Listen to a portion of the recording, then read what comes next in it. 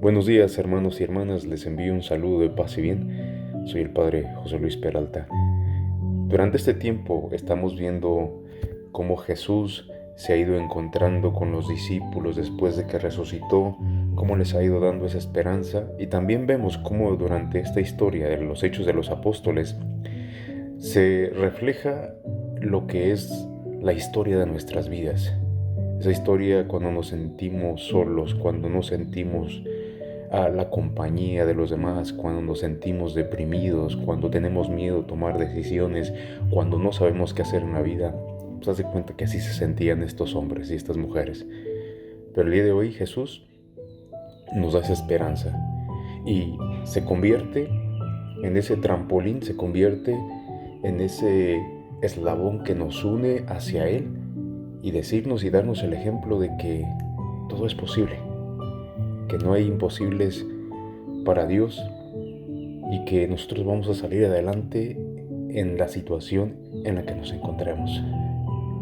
Pero escuchemos el Evangelio del día de hoy. Nuestro Evangelio está tomado de Lucas, capítulo 24, versículo 35 al 38. Escuchemos la palabra de Dios. El Señor esté con ustedes. Lectura del Santo Evangelio según San Lucas. Gloria a ti, Señor Jesús.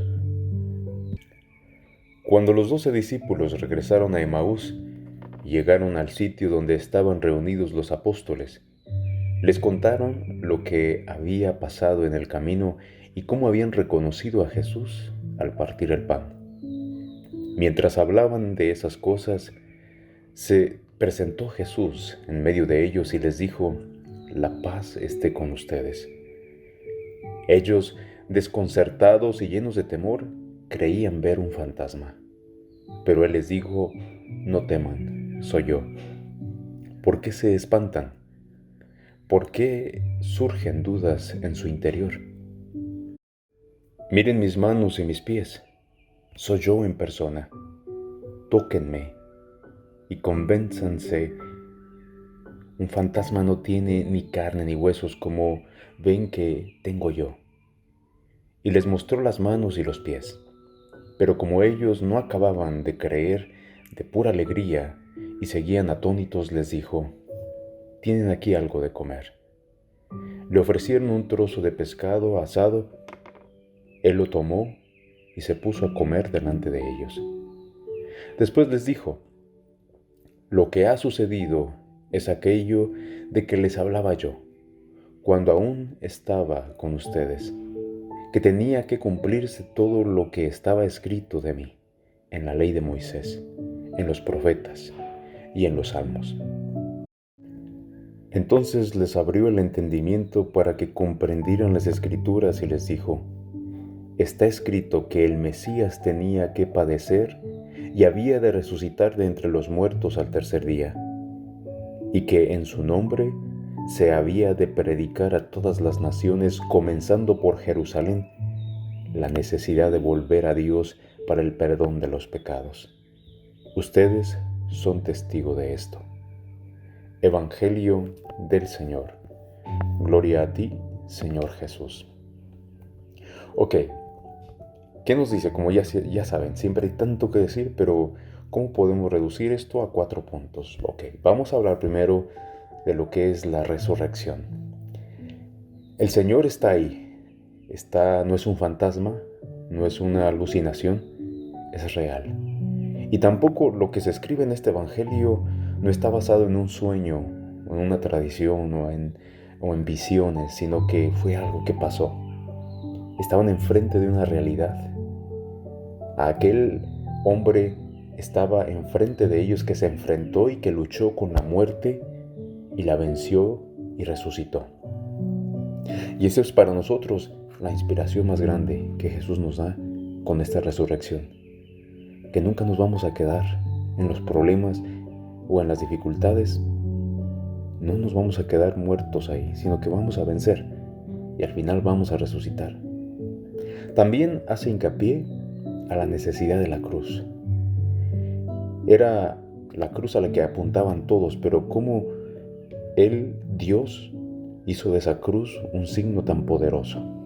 No era un signo de fracaso, Era parte del plan de Dios porque era ahí en la cruz donde iba a demostrar su amor más grande, el amor eterno de Dios, de cuánto nos ama. Y que esa cruz no es algo, no es una maldición, sino que es lo que nos identifica, es lo que somos nosotros. Después tenemos cómo el Evangelio hace hincapié en la misión, que tenía que llegar a todos los hombres y mujeres la llamada al arrepentimiento y la oferta del perdón. Entonces, sus apóstoles no podían quedarse indiferentes y quedarse ahí encerrados, tenían que ir a todo el mundo y tenían que predicar la buena nueva. Es la misión que también tenemos nosotros. No nos podemos quedar solamente en nuestras casas o en nuestros lugares escondidos sin proclamar la palabra de Dios, sin llevarla y gritarla a la ciudad, a las calles, al trabajo con nuestro ejemplo y con nuestro estilo de vida. Bien nos habla el Papa Francisco de ir a los demás, de predicar a los demás. Y como no es de palabra, hermanos, es de acciones, es de ejemplos concretos con la vida, como mejor se predica esa palabra de Dios. Hoy a eso estamos invitados, a ir al mundo, a salir al mundo, no quedarnos en nuestro lugar de confort y predicar la palabra de Dios. Y sentir a veces y abrir el corazón para poder nosotros experimentar esa palabra y no quedarnos en la aflicción. Es no quedarnos en nuestro dolor, porque Cristo nos enseña a sobrepasar, nos enseña a superar las dificultades por las que estemos pasando.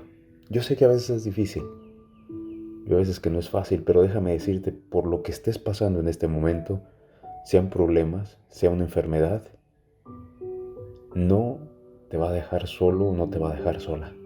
Tú vas a salir adelante. Y por último, hace hincapié a lo que es el secreto de ese poder que venía de lo alto. Que todo lo que nosotros queramos realizar, yo creo que es bueno encomendárselo a Dios y decirle: Señor, aquí está. Esta es mi acción que yo quiero hacer. Esto es lo que yo quiero realizar.